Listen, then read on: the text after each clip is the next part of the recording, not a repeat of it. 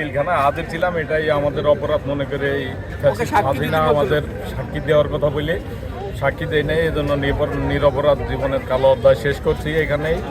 এখন আল্লাহ মুক্তি দিচ্ছে আমাদের। সামান্য একজন, এদের অবদান কোনোদিনও ভোলা যাবে না।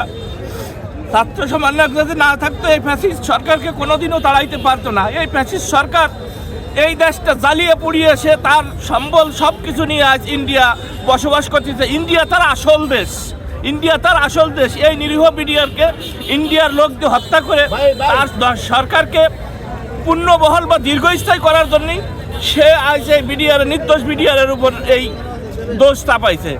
আমি জেল থেকে বেরোইছি, আমি 16 বছর জেলে ছিলাম।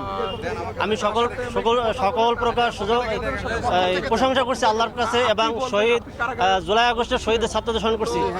আমি এই ঘটনার যারা প্রকৃত নায়ক তাদের সঠিক বিচার, সঠিক তদন্তের মাধ্যমে কঠিন শাস্তির দাবি করি। সে যেই হোক, বাংলাদেশের যেই হোক, তার শাস্তির দাবি আমি করি। এবং যারা নিরপরাধ জেলখানায় এখনো বন্দী আছে তাদের নিঃশর্ত দাবি করতেছি। এবং সকল প্রকার আমরা যারা নিরপরাধ ব্যক্তি যারা এখনো জেলখানায় ছিলাম বা বাইরে যারা আছি, আমাদের সকল প্রকার সুযোগ সুবিধা সহ আমাদের পুনরায় চাকরিতে পূর্ণ বল করক। যেহেতু আমি একজন সৈনিক, 18,500 বিডিআর জানো রাস্তায় রাস্তায় না থাকে, আমি এই জন্য সরকারের কাছে আবেদন করব।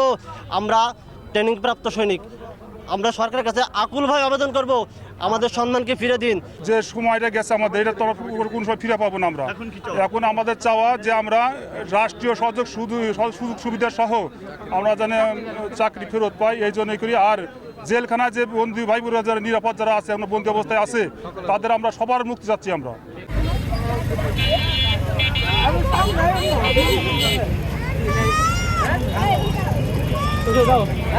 দাঁড়ানো